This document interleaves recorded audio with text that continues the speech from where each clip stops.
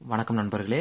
இன்னைக்கு 7th maths புக்கில் பயிற்சி 2.5 பார்க்குறோம். சரியா, தேர்ட் டேர்மு பர்சன்டேஜ் டாப்பிக்கில் பார்ப்போம். கேள்வி பாருங்கள். மதி தனது அடுக்குமாடி குடியிருப்பை வாங்கும்போது வைப்பு தொகையாக அதன் மதிப்பில் 10ல் 1 பங்கை செலுத்தினார் எனில் வைப்பு தொகையின் சதவீதம் என்ன? ரொம்ப ஈஸி. பர்சன்டேஜில் இதில் ஒரு 10 கணக்கு வரும். இன்னைக்கு ஒரே வீடியோவில் 10 கணக்கையும் பார்த்துருவோம். நாம் இங்கே கவனிக்க வேண்டியது 10ல் 1 பங்கு, அவ்வளோதான். சரியா, என்ன கொடுத்துருக்காங்க அப்படின்றத மட்டும்தான் பார்க்கணும். என்ன கொடுத்துருக்காங்க? 10ல் 1 பங்கு. அதைத்தான் நம்ம சதவீதமாக மாற்ற போகிறோம். ஆன்சர் பாருங்கள், 10ல் 1. சரியா, 10ல் 1 பங்குன்னு போட்டாச்சு. அப்போ 1/10 இன்ட்டு சதவீதம் மாற்றணும்னா இன்ட்டு 100ன்னு போட்டுக்கணும். இப்போ 1 0 அடிச்சிருவோம். அப்போ 1 × 10 10. ஸோ மொதல் கணக்கு ஆன்சர் என்னது? 10%. ரொம்ப ஈஸியாக முடிஞ்சிடும். ரெண்டாவது கணக்கு என்ன கொடுத்துருக்காங்க?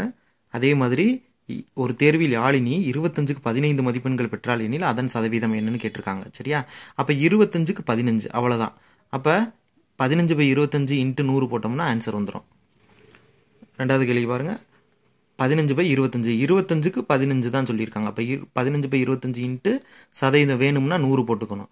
இப்போ அடிச்சிடலாமா? ஒரு 25 25, 4 25 100. இப்போ 4 15 பெருக்கணும்னா நமக்கு 60% கிடச்சிரும். ரொம்ப ஈஸி.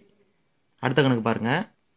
மூணாவது கணக்கு என்ன இருக்குது? ஒரு பள்ளியில் மொத்தம் உள்ள 120 ஆசிரியர்களில் 70 ஆசிரியர்கள் ஆண்கள் எனில் ஆண் ஆசிரியர்களின் சதவீதத்தை காண்க. அப்போ 120க்கு 70 பேர், அதை மட்டும் மைண்டில் வச்சுக்கணும். இப்போ மூணாவது கணக்கு இங்கே பாருங்களேன். 120க்கு 70 பேர், அப்போ 70/120 இப்படி தான் எழுதணும். கணக்கு கவனமாக இருக்கணும். 120க்கு 70 பேர். சரியா, அப்போ இன்ட்டு நமக்கு சதவீதம் வேணும். அப்போ 100 போட்டுக்கோங்க. இப்போ மேலே ஒரு 0 கீழே ஒரு 0 அடிச்சிருங்க. சரியா, இப்போ நாலாவது வாய்ப்பில் அடிக்கிறேன். முன்னாங்க 12, இதை 4ஆல் அடித்தா 25. அப்போ 7 × 25 175. இங்கே கீழே ஒரு 3 இருக்குது. இப்போ இதை வகுத்துட்டோம் அப்படின்னா 58.33% வரும். ஓகேவா? இதை நீங்கள் கலப்பு பின்னத்துலையும் கொடுக்கலாம். நமக்கு கேள்வி ஓகே, பதிலில் ஆப்ஷன் எப்படி இருக்கோ அதுக்கேற்ற மாதிரி நம்ம ஆன்சர் பண்ணிக்கணும். ஓகேவா? அடுத்து நாலாவது கேள்வி பாருங்களேன். இங்கே நாலாவது கேள்வி என்ன இருக்குது? ஒரு மட்டைப்பந்து அணி, அதாவது கிரிக்கெட்டு, ஒரு வருடத்தில் 70 போட்டிகளில் வெற்றியும் 28 போட்டிகளில் தோல்வியும் 2 போட்டிகளில் முடிவு ஏதும் இல்லை எனவும் இருந்தால் அணியின் வெற்றி சதவீதம்னு கேட்குறாங்க. ஓகேவா? ஸோ இதை நான் மொத்தமாக எடுத்துக்கிறேன். ஃபஸ்ட்டு மொத்தம் கண்டுபிடிக்கணும். மொத்தம் எத்தனை போட்டி அப்படின்னு. 70 போட்டி, 28 போட்டி, 2 போட்டி. சரியா, அப்போ நாலாவது கேள்விக்கு ஃபஸ்ட்டு மொத்தம் கண்டுபிடிங்க. மொத்த போட்டிகள் 70 28 2 கூட்டினா 100. 70 வெற்றி பெற்றிருக்காங்க, 28 தோல்வி, 2 எதுவுமே இல்லை. சரியா, அப்போ மொத்தம்னா இதை கூட்டிக்கிற வேண்டியது. இப்போ நமக்கு என்ன கேட்டாங்க? வெற்றி சதவீதம் தானே கேட்குறாங்க. அப்போ வெற்றி சதவீதம்னா இங்கே வெற்றி என்னது? 70. சரியா, அப்போ 70 மொத்தம் 100 மேட்சுக்கு 70ல் வின் பண்ணியிருக்காங்க, அவ்வளோதான். சரியா, அப்போ இன்ட்டு சதவீதம் வேணும், அதனால் 100 போட்டுக்கோங்க. அப்போ 100 அடியாயிரும். 70 தான் நமக்கான ஆன்சர். ஓகேவா? சரி, அடுத்து அஞ்சாவது கேள்வி பாருங்கள். ஒரு கிராமப்புற பள்ளியில் 500 மாணவர்கள் பயின்று வருகின்றனர். அதில் 370 மாணவர்களுக்கு நீந்த தெரியும். நீந்த தெரிந்தவர்களின் சதவீதத்தையும் நீந்த தெரியாதவர்களின் சதவீதத்தையும் காண்க. சரியா, இப்போ ரெண்டுமே கேட்டிருக்காங்க. நீந்த தெரிந்தவர்கள் நீந்த தெரியாதவர்கள்னு ரெண்டுமே கேட்குறாங்க. இப்போ மொத்த மாணவர்கள் மொத்தம் எவ்வளவு? 500 பேர். அதில் நீந்த தெரிஞ்சவங்க 370. இதுக்கு நம்ம கணக்கில் கொடுத்துருக்காங்க. அப்போ நீந்த தெரிஞ்சவங்களுக்கு சதவீதம் பார்ப்போம். நீந்த தெரிந்தவர்களின் சதவீதம் அப்படின்னு என்ன அர்த்தம்? நீந்த தெரிந்தவர்கள் 370, அதை போட்டுக்கணும். பை மொத்தம் போடணும். சரியா, 500 பேருக்கு 370 பேருக்கு நீந்த தெரியும். அப்போ 370/500 டோட்டல் எப்பயுமே கீழே இருக்கணும். இன்ட்டு நம்ம சதவீதத்துக்கு மாற்ற போகிறோம், அதனால் இன்ட்டு 100. சதவீதம் வேணும்னா இன்ட்டு 100 போடணும். சதவீதம் வேணாம்னா பை 100 போடணும். இதை ஞாபகம் வச்சுக்கணும். இப்போ இந்த 100ஐயும் இதையும் அடிச்சிருங்க. 5 100 500. இப்போ 370 5ஆல் வகுத்தோம்னா 74% கிடைக்கும். இப்போ நீந்த தெரியாதவர்களின் சதவீதம் மொத்தம் 500 பேர். சரியா, இதில் எவ்வளோ எத்தனை சதவீதம்? நீந்த தெரிஞ்சவங்க 74% கண்டுபிடிச்சிட்டோம். அப்போ மொத்தம் எவ்வளோ? 100% தானே. 74% பேருக்கு நீந்த தெரியும்னா நீந்த தெரியாதவங்க மொத்தத்தில் கழிச்சிருங்க. அப்போ 100ல் 74 கழிச்சிட்டா 26. பொதுவாக சதவீதம்னாலே 100 தான். நீந்த தெரிஞ்சவங்க 74%. அப்போ தெரியாதவங்கன்னு கேட்டால் 100ல் கழிச்சிடணும். ஸோ இது நீந்த தெரியாதவர்களின் சதவீதம் 26%. ஆறாவது கேள்வி பாருங்களேன். சரளா என்பவரின் ஊதியத்திற்கும் சேமிப்பிற்கும் இடையே உள்ள விகிதம் 4:1 எனில் அவரது சேமிப்பை சதவீதத்தில் கூறுக. சரியா, ஊதியத்துக்கும் சேமிப்புக்கான விகிதம் கொடுத்துருக்காங்க. சேமிப்பை மட்டும் சதவீதத்தில் கேட்குறாங்க. விடை பாருங்க. என்ன இருக்குது? ஊதியமும் சேமிப்பும் 4:1 அப்படின்ற ரேஷியோவில் இருக்குது. இப்போ சேமிப்பு சதவீதம், சேமிப்பு எது? இதான சேமிப்பு. அப்போ 1 பை மொத்தம் போட்டுக்கணும். 4 1 5. எப்பயுமே என்ன கேள்வி மேலே மொத்தம் கீழே. சேமிப்பு சதவீதம் கேட்குறதுனால சேமிப்பு வந்து 1 பங்கு தான். அப்போ 1 போட்டுக்கோங்க. பை இது மொத்தம் இதை கூட்டிக்கணும். 4 1 5. நமக்கு சதவீதம் வேணும், அதனால இன்ட்டு 100. இப்போ அடிச்சு கொடுத்துடலாமா?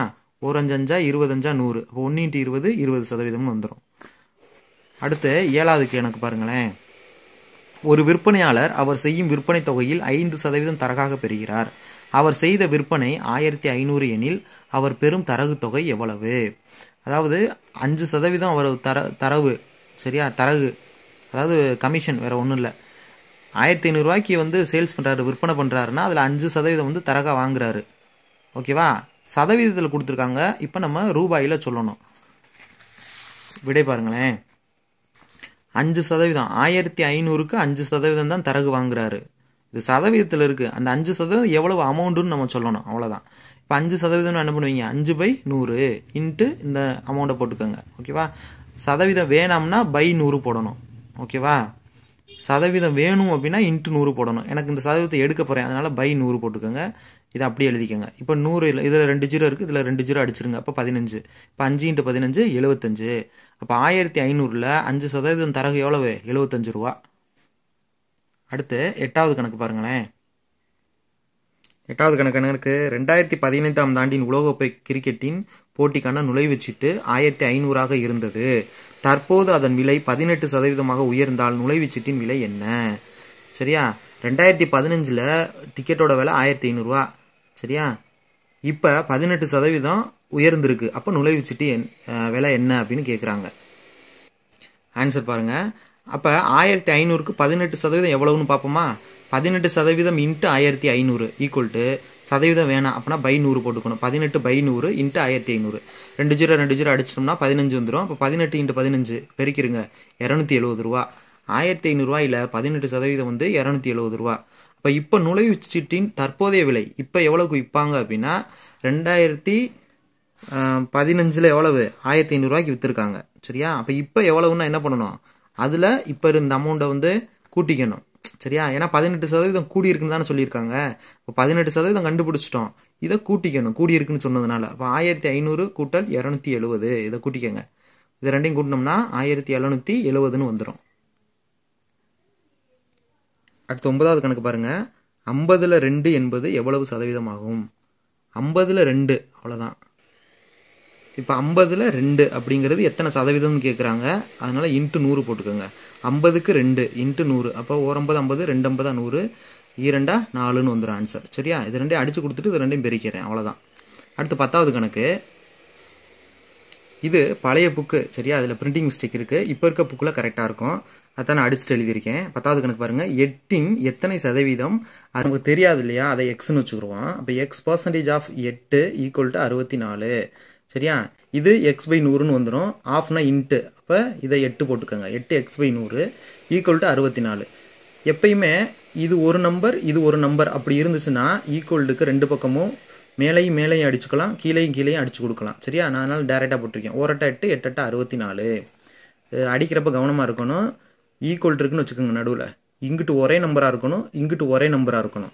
கூட்டலோ கழித்தலோ வந்துடக்கூடாது இடையில. அப்படி இல்லாமல் இருக்கிறப்ப தான் நம்ம அடிச்சு கொடுக்க முடியும். சரியா?